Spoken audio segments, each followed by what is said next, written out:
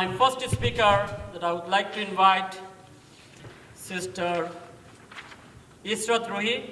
She is representing the Legal Aid Society, and she's also a housing attorney. Is she here? Yeah.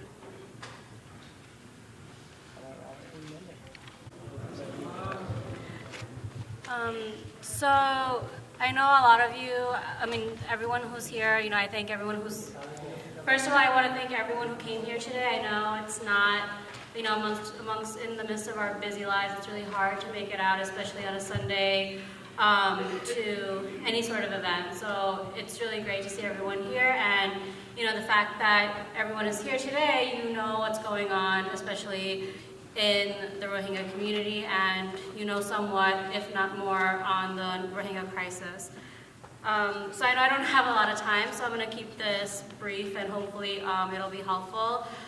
So, we all know that at this time there are so many crises going on in the world right now. There are things happening in Yemen, in Syria, in Somalia, in all these countries. So it's easy to get jaded and think that, okay, yeah, it's another group of people, we're helpless, we can't really do much, these people are suffering, but so are so many other groups. So it's easy to get jaded, but that shouldn't be a reason why we are ignoring this community, and it shouldn't be a reason why we should feel that our hands are tied and not do anything about it. Although it may seem like we are just one person amongst millions and there's really not much we can do, or what can we do, there is something we can do, and a lot of the times it's because we don't take a step or take any steps in doing anything that nothing happens. But there are ways that even as an individual we can do things that will hopefully help these persecuted people.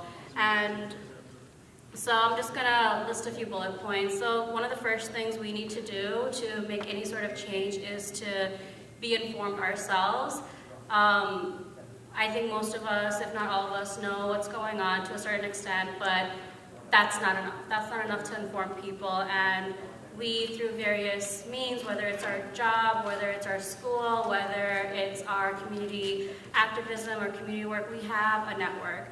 And many times, even if we may know something, even though it may seem like, oh, it's obvious, of course other people know it, that may not be true. So the first thing we should do is to inform ourselves. Whatever we know, not to stop there, but to be informed and learn more about what's going on, what is happening now, where are these people going right now, what are the things that they are suffering, things like that. And once we have that, or even with the information we already do have, going into our networks and informing people. So, for the women leaders who are in halakas and programs, telling other people in those networks about what's going on. If they aren't informed, if they are informed, informing them of what else is going on.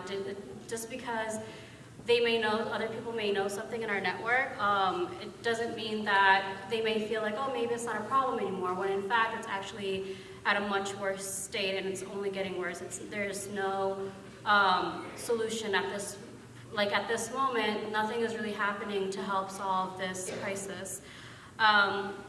So being informed ourselves, and then reaching out to our networks that we have, and if we work to create an awareness at our workplaces. We're not going to go in front of people and say, oh, by the way, do you know what's going on? Not like that, more subtly, like, oh, have you guys heard, we're collecting donation for this persecuted minority, informing them, and through talks, that way the more people that know, the better, the more awareness there is.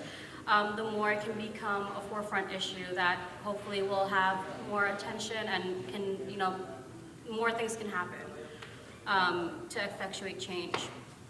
And then, so being informed ourselves, spreading it to our networks, social media, Facebook, LinkedIn, not LinkedIn, but social media like Facebook, Snapchat, things like that, that you can do to create awareness in your groups that you have access to.